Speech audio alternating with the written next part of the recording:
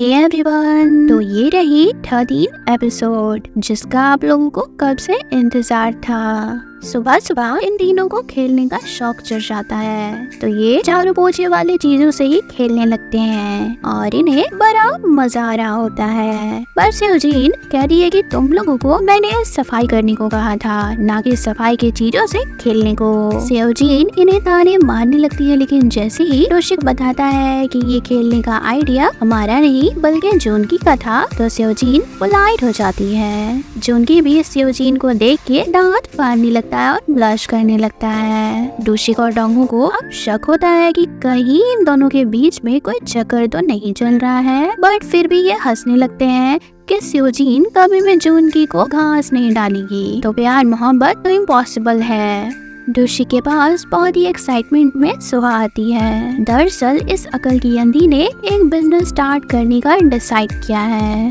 ये shopping mall open करना चाहती है। रोशिक बोलता है तेरा दिमाग तो ठीक है, ये सब करना तेरे बस की नहीं है और इसमें पैसे भी लगने वाले हैं। तू कंगाल औरत इतने पैसे कहाँ से लाएगी? वो कहती है तू टेंशन मत ले, मेरे भाई ने बॉक्सिंग कर के बहुत सारे पैसे जीत लिए हैं, उसी पैसे से मैं ये बिजनेस स्टार्ट करूंगी और इसमें बेटा तू भी मेरा साथ देगा। मैं तुझे मॉल का डायरेक्टर बनाऊंगी। डायरेक्टर का सुनते ही ये कमीना भी लालची बन जाता है। ये पूछता है कि मुझे डायरेक्टर बन के कितना पैसा मिलेगा? ये कहती है अरे मैं तुझे बहुत सारे पैसे दूंगी।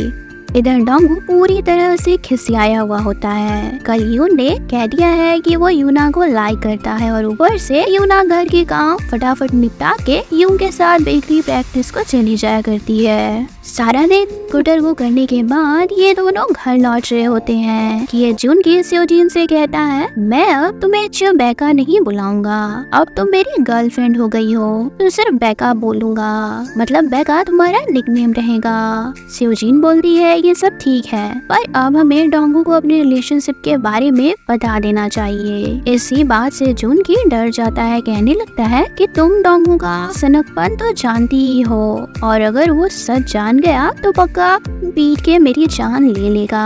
सेवजीन घर जाने से पहले जूनकी को एक किस करने को बोलती है। जूनकी शर्माने लगता है। वो कहता है मैं कहा तुम बहुत ही नॉटी हो। ये दोनों किस करने लगते हैं और यहीं से डोंगू गुजर रहा होता है, जो दूर से इन्हें देख के नहीं पहचानता और कहता है कितने बेहुदा लोग यहाँ घूम रहे हैं, कहीं भी आके किस करने लगते हैं। बट गौर से देखने पे वो सेवजीन को पहचान लेता है और चिल्ला के बोलने लगता है कि क्या हो रहा है, वहीं रुको तुम दोनों। डोंगू के आते ही डर के मारे जूनकी दौड़ने लगता है और आगे जाके वो एक कार से टकरा जाता है, जिससे इस गधे को बहुत चोट आती है, पर फिर भी ये डोंगू के डर से लंगड़ाते हुए ही भाग जाता है। अब डोंगू ने जूनकी का फेस तो नहीं देखा था, पर जूनकी ने जो कोट पहना था, ये कोट आज ही सुबह जूनकी के पास थी। ये बात डोंगू को समझ आ गई होती है, लेकिन सेवजीन इस बात से इनकार करने लगती है कि उसका आशिक कोई और नहीं बल्कि जूनकी है। डोंगू एक बड़ी सी स्टिक लेके घर पे जूनकी के आने का इंतजार करने लगता है कि अगर सेवजीन का बॉयफ्रेंड जूनकी निकला तो आज उसकी जान मैं ले लूंगा। जूनकी घर आके ऐसा दिखावा करने लगता है कि उसे कुछ भी नहीं पता है, तो डोंगू से सीधे पूछता है यार सेवजीन को किस तू ही कर रहा था ना, तू ही इसका बॉयफ्रेंड है। जूनकी बोलता है भाई मैं इस दाढ़ी वाली औरत को किस क्यों करूंगा, मेरे इतने भी बुरे दिन नहीं आ गए हैं। डोंगू बोलता है झूठ मत बोल, उसने भी तेरे जैसा यही वाला सेम कोट पहना था। जूनकी कहता है तो क्या दुनिया में जो भी कोई ऐसा कोट पहनेगा वो इस दाढ़ी वाली औरत का बॉयफ्रेंड हो जाएगा? डोंगू बोलता है अगर ऐसा है तो ठीक है, सेवजीन कल के कल अपने बॉयफ्रेंड से हमें मिलवाएगी, तब मैं विश्वास करूंगा कि बॉयफ्रेंड तू नहीं कोई और है।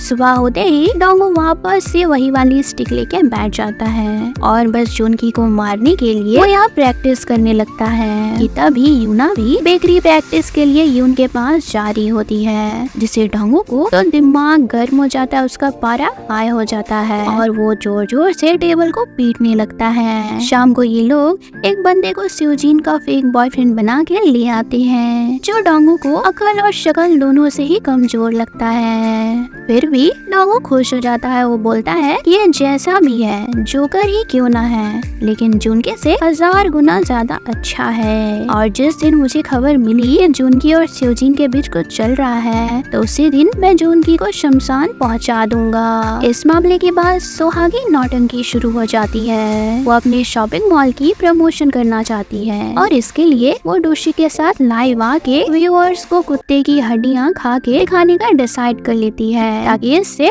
व्यूअर्स अट्रैक्ट हो। बेचारा डोशिक भी डायरेक्टर बनने के लिए सोहा की बात मान लेता है। सियोजिन एक बार फिर से उसी जगह पे जुनकी से किस मांगने लगती है। जुनकी बोलता है, तुम्हारा दिमाग तो ठीक है, अगर उस जल्लाद डोंगू ने हमें देख लिया तो। मगर सियोजिन जिद करने लगती है तो जुनकी उसे किस कर लेता है, बट वही होता है जिसका इन लोगों को डर था। डोंगू इन्हें इस बार भी देख लेता है और पकड़े जाने के डर से जुनकी यहाँ वैम्पायर वाले स्पीड पे भागता है। डोंगू सियोजिन से पूछता है, तुम सच सच बता दो कि ये बंदा जुनकी है। पर सियोजिन हड़बड़ाहट में कहने लगती है कि ये मेरा दूसरा बॉयफ्रेंड है, जिसे मैं आज ही सुबह मिली हूँ और मुझे किस करने का मन कर रहा था। मैं किस किए बिना नहीं रह सकती हूँ। उधर से जुनकी आता है, जिसके कपड़े देख डोंगू बोलता है, ऐसा इत्तेफाक कैसे हो सकता है, सेम यही वाला कोट आज जुनकी के बॉयफ्रेंड ने पहना था। मतलब कल भी तेरा वाला कोट इसके बॉयफ्रेंड ने पहना था और आज भी।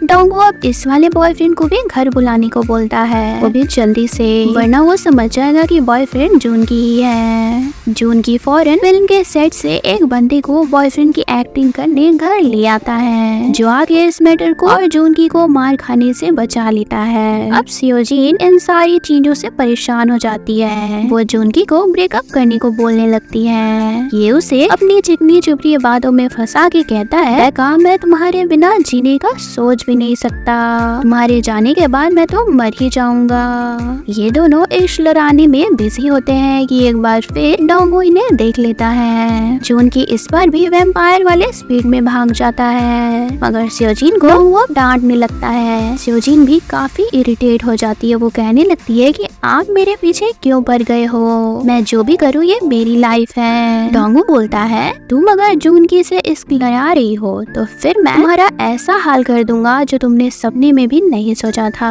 मैं तुम्हें पहाड़ों पे रहने के लिए भेज दूंगा और तुम्हें वहाँ टकला करके संन्यास दिलवा दूंगा। तुम्हें तो वहाँ रेजर भी नहीं मिलेगी, जिससे तुम्हारी बियर्ड तुम कभी भी नहीं हटा पाओगी। ये सारी चीजें सियोजिन डर के मारे इमेजिन करने लगती है और वो बहुत ही घबरा जाती है। उधर से जुनकी नशे की हालत में घर आता है। नशे में जुनकी सारी सच्चाई उगलने वाला होता है। ये वही सियोजिन का बॉयफ्रेंड है। मगर तभी सियोजिन डोंगू के हाथ से स्टिक लेके जुनकी के सर पे जोर का मार देती है और ये बेहोश हो जाता है। डोंगू की बात से सियोजिन इतना डर गई है कि अब किसी भी कीमत पे वो रियलिटी बाहर आने नहीं देना चाहती है। डोंगू पूछता है कि तुमने इसे क्यों मारा, तो ये बोलती है कि मुझे इसकी आवाज सुनने का मन नहीं कर रहा है, इसलिए मैंने इसे चुप करवा दिया है। अब डोंगू कंफर्म हो जाता है कि नहीं, सियोजिन जब इसे बेहोश कर सकती है मार के, तो मैं बेवजह ही दोनों पे शक कर रहा हूँ। दूसरे दिन फिर से जुनकी को मूवी में एक रोल मिलता है, मगर इस बार जुनकी हंसने के चक्कर में एक्टिंग ही नहीं कर पा रहा होता। ऐसा इसलिए था क्योंकि इसके को स्टार ने हाल ही में टंग की सर्जरी करवाई है और इसलिए ये हर बात तुतला के कह रहे होते हैं, जिससे जुनकी को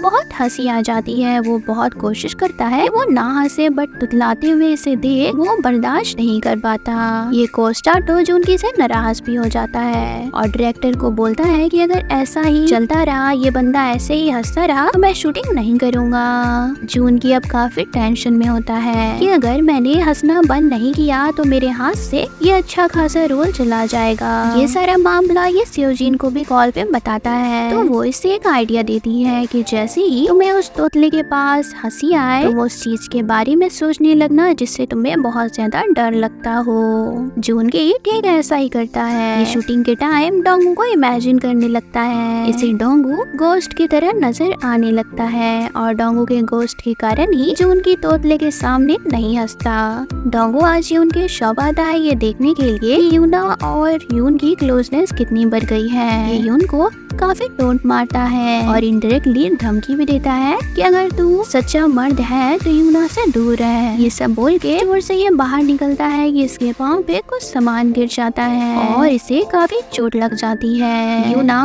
बहुत वरीड होती है। वो डिसाइड करती है कि जब तक डोंगू ठीक नहीं हो जाए तो वो उसका ख्याल रखेगी और बेहतरी प्रैक्टिस भी करने नहीं जाएगी।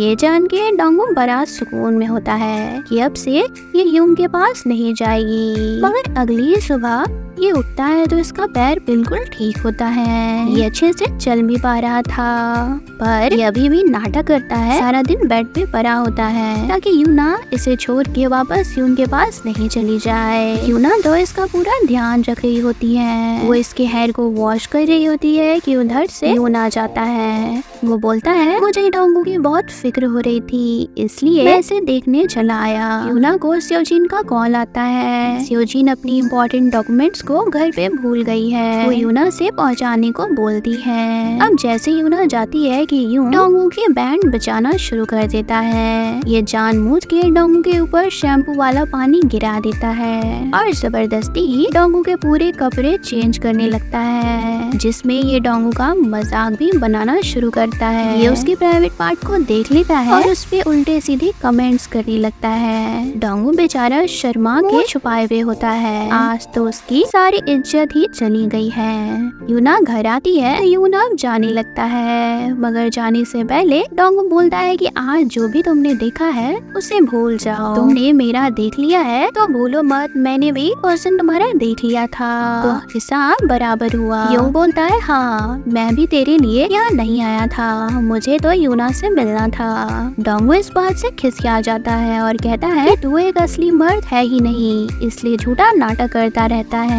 यूं कहता है तुझसे तो बेहतर हूँ, तू तो पैर टूटने का भी नाटक कर रहा है। ये बोल के यून चला जाता है और उसके बाद उसे डोंगू को गुस्सा आ गया होता है। डोंगू गुस्से में बॉटल दीवार पे फेंकता है और रिवर्स होके ये बॉटल यूना को लग जाती है। डोंगू ये देखकर फौरन भागता हुआ उसके पास जाता है, पूछता है तुम ठीक तो हो? यूना बोलती है कि मैं तो ठीक हूँ, पर तुम दौड़ के कैसे आ गए? तुम्हारा पैर तो टूट गया था ना। यहाँ पे डोंगू की रियलिटी यूना भी समझ जाती है। वो कहने लगती है तुम से नाटक कर रहे थे, तुमने मुझे बेवकूफ बनाया है। और इसी सीन के साथ ये बात खत्म हो जाती है।